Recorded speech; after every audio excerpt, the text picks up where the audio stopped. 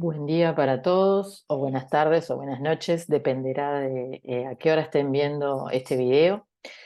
Primero y antes que nada, quiero agradecer a la Facultad de Enfermería por la oportunidad de poder compartir con todos ustedes eh, esta charla y las que van a venir, porque va a haber dos charlas más. Así que bueno, muchas gracias. Por supuesto también a la licenciada Silvia Guerra por la invitación a participar. Y bueno, esperamos que les sea de utilidad todo esto que les vamos a transmitir. Así que muchas gracias y vamos a la presentación.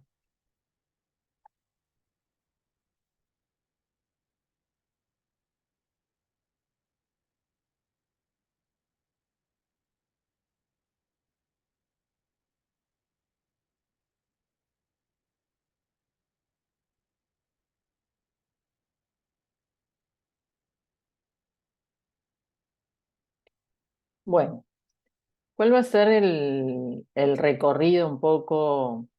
Uh, Vamos a ver. Hoy la charla esta va a versar sobre los microorganismos que causan infecciones asociadas a los cuidados de salud.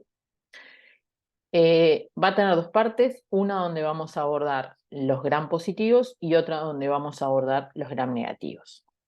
La idea no es que ustedes sean unos expertos microbiólogos, la idea es que ustedes puedan abordar este tema desde un punto de vista, digamos, práctico más que nada, y desde el punto de vista del control de las infecciones y eh, digamos, las características o que ustedes tienen que saber a los efectos de control de infecciones de estos microorganismos y de cómo básicamente se diagnostican, etc.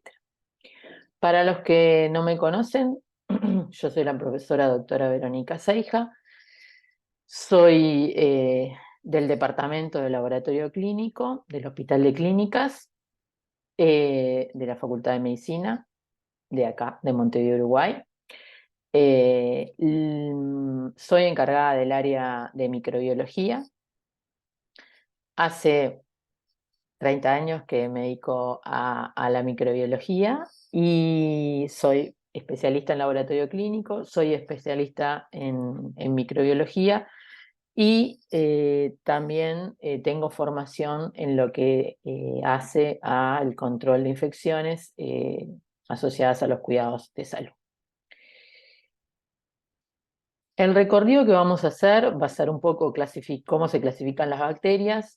Vamos a hablar de las bacterias gram positivas.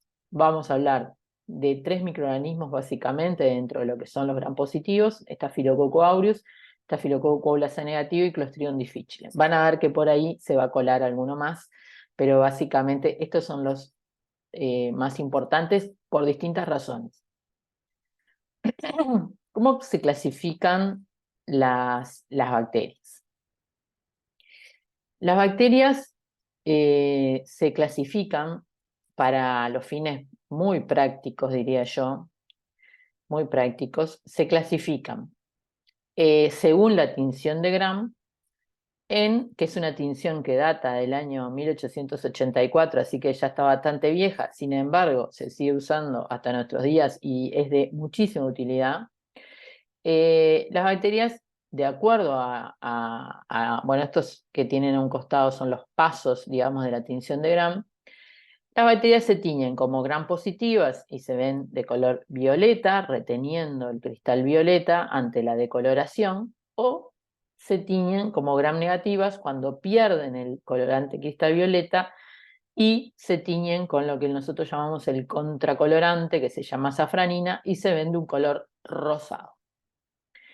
Hay una serie de bacterias que no se tiñen con Gram por múltiples razones, algunas porque tienen mucho lípido en la pared, como Mycobacterium tuberculosis, otras directamente porque no tienen pared, como Mycoplasma pneumoniae, y otras por distintas razones, como Treponema pallidum en la gente de la sífilis. Entonces, esto es lo que simplemente vamos a ver de la tinción de Gram.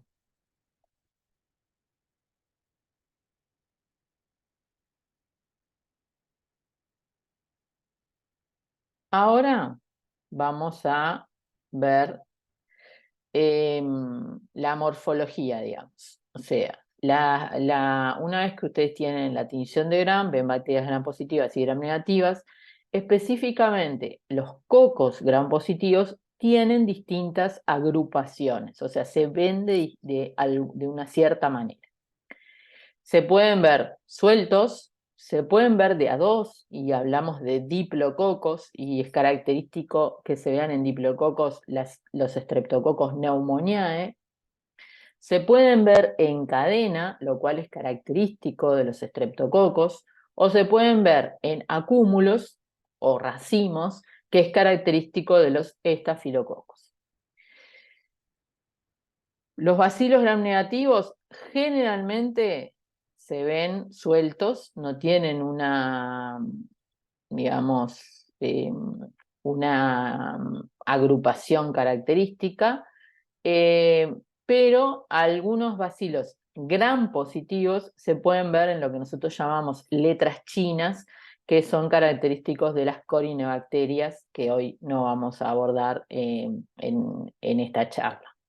Y después tenemos otra forma de agrupación, digamos, otra morfología, perdón, que serían los espirilos, que tampoco tienen, digamos, una distribución,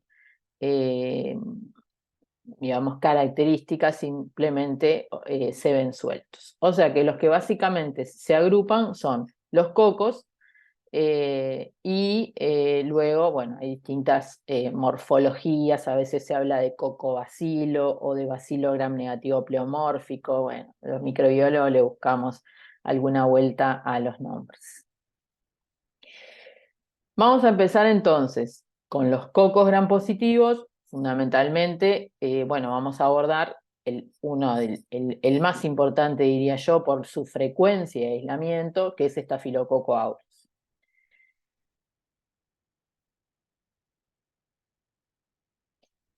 Staphylococcus aureus es un coco gram positivo que se agrupa en acúmulos o racimo, que es catalasa positivo y coagulasa positivo. Esa foto que tienen sobre un costado es una foto de un extendido de un caldo de hemocultivo, donde ustedes ven glóbulos rojos, que son todas esas cosas rosadas que se ven, y en el medio del campo se ven el racimo de cocos gram positivos. Después se ve una cosa que parece un espermatozoide, que es el señalador del microscopio, digo, porque muchas veces me preguntan qué es eso negro que se ve ahí. Ese es el señalador del microscopio. Como dije, los Staphylococcus aureus es un coco gram positivo en acúmulo y tiene esa característica de tener una colonia de color amarillo o dorado, que le ha valido ese nombre de estafilococo dorado, que se le decía en una época. Eso se expresa mejor luego de, generalmente se puede expresar a las 24 horas, pero generalmente se expresa mejor a las 48 horas, especialmente si queda a temperatura ambiente. Otra característica que tiene, cuando ven esa foto, que es una foto de un agar que se realiza o se fabrica con sangre ovina, de oveja, ven que alrededor de la colonia hay un halo transparente, es porque esa cepa está hemolizando los glóbulos rojos. Y esto también es un factor, digamos, de agresión por parte de Staphylococcus aureus, y es una forma que tenemos los microbiólogos de, digamos, reconocer esta bacteria, por el color de la colonia, por la hemólisis, y luego por una prueba que se llama coagulasa, por el cual nosotros reconocemos que se trata de una cepa de aureus, y lo podemos reconocer rápidamente una vez que crece. O sea, nosotros de un día para el otro, cuando esta bacteria es de crecimiento rápido, o sea, a las 24 horas crece, y nosotros ya al otro día podemos hacer la observación de las colonias y la coagulasa y saber si estamos ante un aureus o probablemente un Staphylococcus aureus rápidamente. Staphylococcus aureus es un patógeno primario, tiene numerosos factores de agresión, tanto, digamos, a través de lo que serían enzimas con distintos, digamos, ¿cómo les puedo decir? Distintas capacidades, como también produce toxinas. O sea, es un patógeno que nosotros llamamos patógeno primario. Su hábitat normal, o sea, donde vive él, donde se reproduce, que sería lo que llamamos nosotros hábitat, es la cavidad nasal y las zonas húmedas del cuerpo. O sea, hay un número muy importante de personas que puede llegar hasta el 25% y se habla que distintas poblaciones tienen más o menor colonización, pueden estar, o sea, 25% pueden estar colonizadas sin desarrollar ningún tipo de enfermedad. O sea, hasta el 25% de nosotros estamos colonizados con aureus y ese aureus en ese hábitat no nos produce ningún tipo de infección. Pero sí, probablemente desde ese lugar lo podemos transmitir eh, si no cumplimos con las medidas que seguramente durante el curso van a hablar de precauciones universales, etcétera, etcétera, de medidas que son importantes. O sea, que esto es digamos, un hecho que tenemos que tener claro de que él está normalmente hasta en el 25% de las personas. La transmisión, también esto lo van a ver seguramente más adelante, es por contacto o a través de superficies animadas e inanimadas que estén contaminadas. Y por supuesto las manos del personal sanitario son el principal vehículo por el cual, en el caso de las infecciones intrahospitalarias, una cepa Staphylococcus aureus se puede transmitir de un paciente al otro.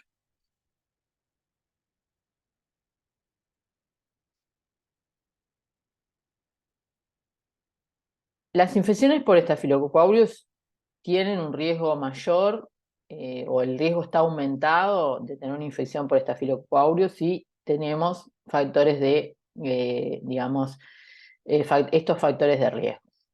Esto pasa básicamente para casi todos los microorganismos que vamos a ver, ¿no?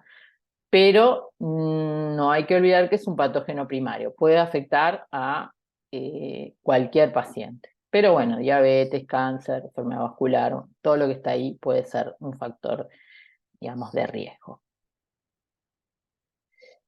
¿Qué infecciones produce Aureus? Bueno, Aureus puede producir, ahí hay un esquema, un señorcito, puede producir todo tipo de infecciones.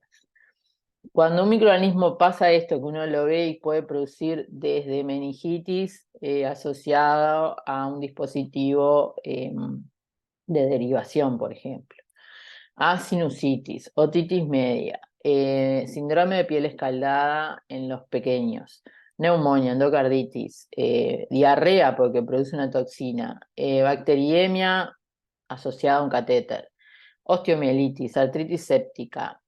Infección urinaria es el único que yo estaría un poquito en contra de que produce. En general lo que sucede es que lo encontramos a nivel del urocultivo porque, o vinculado a la presencia de una bacteriemia, ¿tá? Pero, de todas maneras, o a veces se excreta por la orina, pero en realidad está produciendo un absceso a nivel renal, por ejemplo. Bueno, infecciones asociadas a implantes y por supuesto la principal infección que produce y que seguramente todos ustedes conocen son los abscesos a nivel de la piel o de los tejidos blandos. ¿Ah? Eso es, digamos, la patología, digamos, más importante a la que se asocia. En el caso de las infecciones asociadas a los cuidados de salud, es un agente muy importante de infección de sitio quirúrgico, ICQ, de neumonía intrahospitalaria y de neumonía asociada a la ventilación mecánica invasiva. Y también es una importante causa de bacteriemia relacionada a catéter. Pero puede estar en cualquier otra infección, como vemos. Bueno, el gran, digamos, problema, por supuesto, es la llamada meticilino resistencia. Cuando uno tiene un estafilococo aureus meticilino sensible, generalmente esa cepa es tratada con cefazolina, que es una cefalosporina de primera generación. Cefazolina es intravenoso, luego hay otras cefalosporinas de presentación oral, pero ustedes en el hospital, los pacientes que están internados, nosocomiales, los van a ver tratados fundamentalmente con cefazolina. Puede ser cefradina, puede ser cefadroxilo, bueno, hay presentaciones orales. Eso con estafilococo aureus medicina sensible. ¿Se pueden usar otros antibióticos? Sí, se pueden utilizar otros antibióticos. Se puede utilizar clindamicina, pero, digamos, generalmente, por otras causas, no se usa ese antibiótico. Sin embargo, cuando la cepa es meticilina resistente, es resistente a todos los antibióticos que llamamos beta-lactámicos. O sea, todo, ampicilina surlactam, cefalosporinas de todo tipo, de primera, de segunda, de tercera, ceftriaxona, cetacime, cefurozime, carbapenems, es resistente a todos los beta-lactámicos. Entonces, eso es muy importante porque las opciones que no quedan fundamentalmente es el uso de vancomicina. Y nosotros sabemos que la vancomicina es menos efectiva, por decir de una manera, en forma muy genérica, ¿no? Para las infecciones por estafilococo aureus. Entonces, la medicina de resistencia es un importante, digamos, mecanismo de resistencia porque nos acota o nos disminuye las opciones terapéuticas que tenemos. Y por supuesto, siempre se trata de evitar la diseminación de cepas Staphylococcus aureus medicina resistente. En cuanto a la resistencia a la vancomicina, que acotaría más las respuestas terapéuticas, a nivel mundial es muy rara, o sea, es muy poco frecuente, a nivel mundial es muy poco frecuente, y no está descrita aún en Uruguay. Así que si alguien les informa en algún momento Staphylococcus aureus resistente a la vancomicina, duden y obviamente una cepa con esas características tiene que ser enviada al laboratorio del Ministerio de Salud Pública para su confirmación. Pero por ahora, hoy, 2023, es muy rara la resistencia o sea, no se ha descrito resistencia a vancomicina en nuestro país. Bueno, ahora vamos a cambiar un poquito el ángulo de la información y nos vamos a ir a los Staphylococcus coagulasa negativos.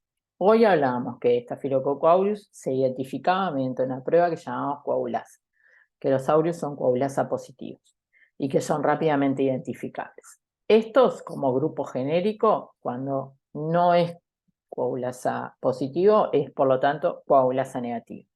Y acá hay un gran grupo que está encabezado por Staphylococcus epidermidis. También hay otros que son bastante frecuentes, como Staphylococcus hemolyticus, Staphylococcus hominis, que son generalmente las especies que más frecuente aislamos en el laboratorio clínico. Fundamentalmente Staphylococcus epidermidis, la característica que tiene es que es microbiota habitual de la piel.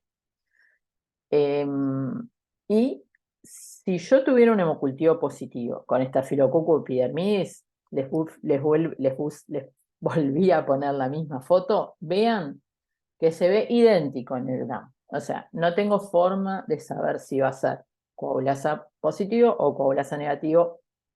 Podría hacerlo con una técnica de biología molecular rápida, que no vamos a hablar hoy, pero digamos que solo por la tinción de gram es indistinguible. Pero epidermidis es microbiota habitual de la piel. Entonces, ¿qué sucede? El gran problema que tenemos es, y ahí voy a sacarme de ahí para que ustedes vean, es el tema de la contaminación de los hemocultivos. Por ello es muy importante, ¿tá? Todo lo que tiene que ver, que después vamos a hablar, de la antisepsia de la piel a la hora de la extracción de hemocultivos. Es muy importante, porque el problema que tenemos es que Staphylococcus epidermidis y otros Staphylococcus coagulasa negativos son contaminantes habituales en muchas muestras, pero particularmente me interesa recalcar este tema del trabajo que hay que hacer para evitar la contaminación en hemocultivos. ¿Por qué? Porque esto puede generar, digamos, cuando uno tiene una contaminación e informa este tipo de microorganismos, puede generar tratamientos innecesarios, tratamientos antibióticos innecesarios. Y todos saben que tratamiento antibiótico es igual a generación de resistencia. Entonces hay que tratar de usarlos lo mejor posible. Otro capítulo de PROA, ¿no? Programa de optimización de uso de antimicrobianos. Otra cosa que quería decir, no quiere decir que en determinadas circunstancias Staphylococcus epidermidis no sea patógeno, sí puede ser patógeno, fundamentalmente vinculado a elementos protésicos, puede tener un rol patógeno importante en infecciones asociadas a prótesis articulares, a prótesis vasculares, a endocarditis, sobre válvula protésica, o sea, no es que siempre es un contaminante, pero hay que minimizar la contaminación con la microbiota para evitar confusiones y este es un trabajo que hay que hacer. No quiero dejar pasar eso diciendo que nunca cumple roles patógenos realmente. Bueno, dentro de los cocos que no estaban en el recorrido, está este que les quiero decir 2 palabras sobre Enterococcus especie. Estamos cambiando completamente, digamos, de morfología, porque este se trata de un coco gram positivo que se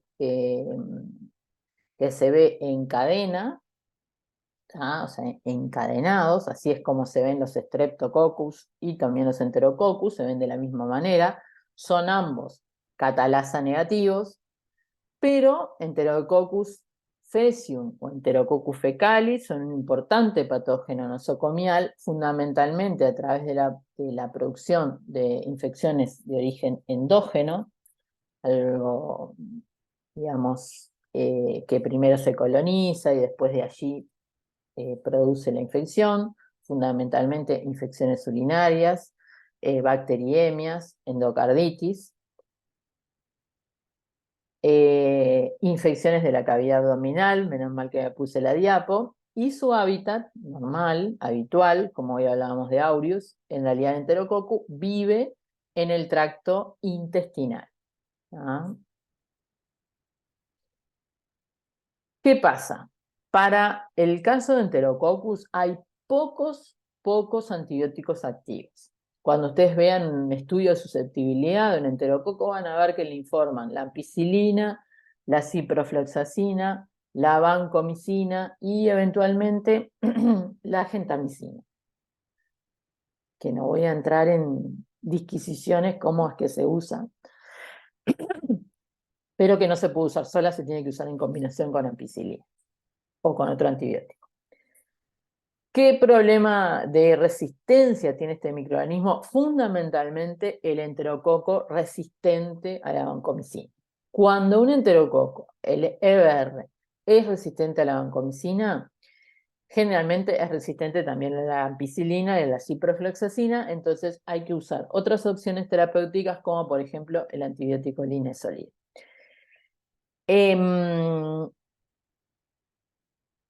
Por supuesto, digamos, esto tiene implicancias desde el punto de vista de control de infecciones porque vuelve a ser una bacteria, digamos, complicada, digamos, de tratamiento y por lo tanto tratamos de luego aplicar medidas de precauciones de contacto y bueno, una serie que quizás las vean más adelante en este curso de precauciones para evitar la diseminación de las cepas de enterococo vancomicino resistentes. Por suerte, son muy poco frecuentes en nuestro país. Las hay, las hay. De hecho, post pandemia tuvimos en varios centros hospitalarios mini brotes, pequeños brotes de enterococo vancomicina resistente o brotes más grandes, dependiendo del centro.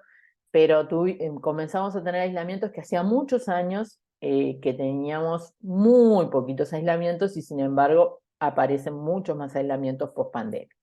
Ahora, particularmente en los hospitales donde yo trabajo, no hay un aislamiento una vez cada tanto y hemos tenido algún coletazo con algún mini brote en algún sector hospitalario.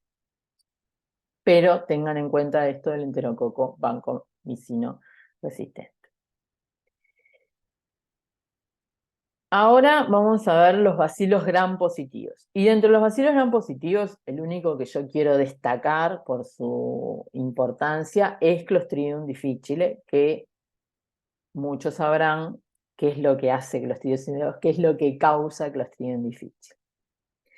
Clostridium difficile es un bacilo gram positivo, es anaerobio estricto, o sea, el oxígeno es tóxico para esta bacteria, por lo cual ustedes verán que esta bacteria habitualmente no se cultiva, se busca por otros métodos, porque es bastante difícil de recuperar, y más en un hábitat como el tracto intestinal, que es donde está lleno de bacterias y por lo tanto es bastante difícil, hay que usar medios de cultivo muy selectivos, o sea que seleccionen solo el crecimiento de Clostridium difficile y es muy difícil la recuperación en cultivo. Por lo cual, habitualmente no se cultiva, ahora vamos a ver cómo se diagnostica.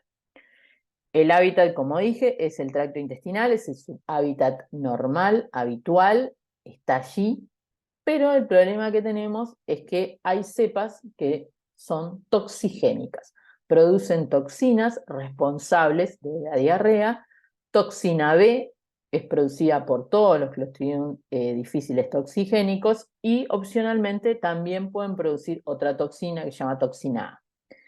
Nombro estas toxinas porque son las que se usan fundamentalmente para el diagnóstico. Hay otra toxina que es la toxina binaria, y pueden, si van a leer este microorganismo, van a ver que tiene también numerosos factores de agresión. Clostridium difficile produce a nivel hospitalario algo que nosotros llamamos diarrea.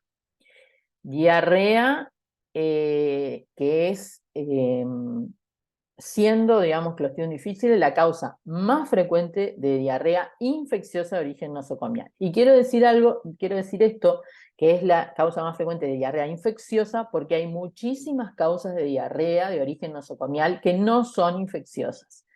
Y de hecho son más frecuentes las no infecciosas que las infecciosas. Y cuando ustedes vean los resultados, o si trabajan en una unidad de cuidado intensivo o en una sala de moderados y ven los resultados, la mayoría de las búsquedas de Clostridium que ustedes van a solicitar en su sitio de trabajo dan negativas. Y los pacientes tienen diarrea, porque hay otras causas de diarrea que serán analizadas por el cuerpo médico. El diagnóstico se hace a través de la búsqueda de las toxinas o de distintos antígenos, ahora vamos a ver cuáles, en la materia fecal. ¿En qué materia fecal? En la materia fecal que es diarreica. O sea, no manden a estudiar al laboratorio materias fecales que no tienen diarrea o que no adoptan la forma del contenedor. O sea, si ustedes toman la materia fecal dentro de un frasco de urocultivo, por ejemplo, si, digamos, tiene forma propia, esta es estoy justo a partir de la escala de Bristol, o sea, si tiene forma propia, digamos, no es, digamos, diarrea, para los efectos del procesamiento a nivel del laboratorio.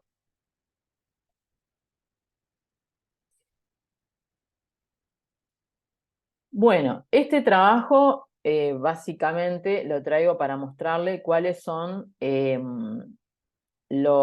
bueno, estos son en la escala de Bristol, las materias que se procesan a nivel laboratorio, las 5, las 6 y las 7. Vamos a ver acá. Las 5, las 6 y las 7 son las materias que el laboratorio debería procesar, no debería procesar las otras, pero bueno, alguna vez el tipo 4 se escapa.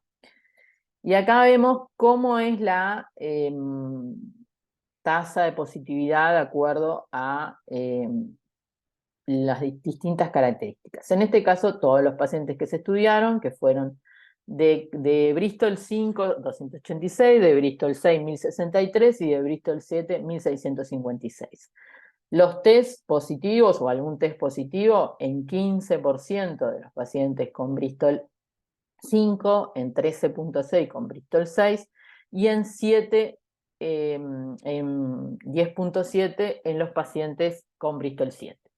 Vean que la mayoría de los pacientes con Clostridium no tienen una diarrea franca y líquida, tienen una diarrea como media pastosa. Acá tienen formas de hacer el diagnóstico, a través de enzimo-inmunoanálisis o a través de técnicas moleculares, y ahí tienen las tasas de positividad. Acá tienen la adquisición, que puede ser comunitaria, cada vez más se ve Clostridium difficile comunitario, y obviamente también, digamos, Clostridium difficile hospitalario. Y bueno, acá están las tasas de ¿cómo se llama? De Clostridium difficile severo. Entonces, ¿cómo se hace el diagnóstico de Clostridium difficile? Generalmente lo que usamos en los laboratorios acá en Uruguay son técnicas que le llamamos inmunocromatográficas, que tienen un antígeno, el de la búsqueda de un antígeno se llama glutamato de deshidrogenasa, que es la técnica de screening. O sea, cuando la glutamato da positiva, se hace o se informan los resultados de las toxinas. Si la glutamato deshidrogenasa da negativa, el paciente no tiene Clostridium difficile porque es una técnica que tiene un alto valor predictivo negativo. ¿Tá? El problema que tenemos es que las técnicas que buscan toxina por esta metodología de inmunocromatografía o de enzimo-inmunoanálisis tienen una baja sensibilidad para la toxina, que está en el entorno del 60%. Entonces, hay una cantidad de pacientes que van a dar GDH positivas, pero que las toxinas van a dar negativas, pero el paciente realmente tiene Clostridium y tiene toxina. ¿tá? O sea, va a perder, estas técnicas van a perder sensibilidad. O sea, el GDH va a dar positivo y las toxinas por inmunocromatográfico van a dar negativas en un importante número de pacientes que realmente tienen Clostridium. Espero haber sido clara. Entonces, ¿qué es lo que podemos hacer? Bueno, vamos a ver un poco algoritmo de trabajo. Si la materia es dura y o formada, el estudio no tiene indicación, o sea que ahí no se debería hacer. Si la glutamato deshidrogenasa, o sea, el screening da negativo, el paciente no presenta criterio de laboratorio para infección por Clostridium difficile. ¿tá? Si el GDH da positivo, ¿tá? y las toxinas A o B por enzimo inmunoanálisis o test inmunocromatográfico dan positivo, el paciente presenta criterios de laboratorio para infección por Clostridium difficile. ¿Ah? Ahora, como yo les decía recién, si la GH positiva y la toxina A y B por enzimo inmunoanálisis o por inmunocromatográfico se informa negativa, no podemos confirmar que el paciente tenga infección por Clostridium difficile y se sugiere completar el estudio por biología molecular o utilizar criterios clínicos. En lugares donde no tienen biología molecular, ustedes podrían recibir este tipo de informe. En otros lugares, en estos casos, se va a hacer directamente biología molecular, como por ejemplo nosotros en el hospital de clínicas. Nosotros, cuando la GH da positiva y la toxina A y B por el inmunocromatográfico dan negativas, nosotros automáticamente le hacemos búsqueda de toxinas o búsqueda de Clostridium difficile por biología molecular. ¿tá? Así que esto les quería mostrar como para que ustedes tengan claro la interpretación de algún resultado de laboratorio que reciban con respecto a este agente. Y bueno, y con esto vamos a a terminar la charla de los gram positivos con este sobrevuelo, claramente, porque esto, pero la idea es que ustedes se lleven por lo menos los principales puntos que hacen a las bacterias gram positivas. Si tienen alguna duda, alguna pregunta, alguna cosa que quedó allí en el tintero, etcétera, etcétera, ahí tienen mis mails. veronica6@hc.edu.uy, microclinic@gmail.com, mis redes sociales. Llevo adelante, tengo una página web que es esa www.microclin.uy y tengo redes sociales donde trabajo un poco todo este tema de la microbiología, así que los invito a seguirme fundamentalmente en Instagram. Y bueno, nos estamos viendo en la próxima charla.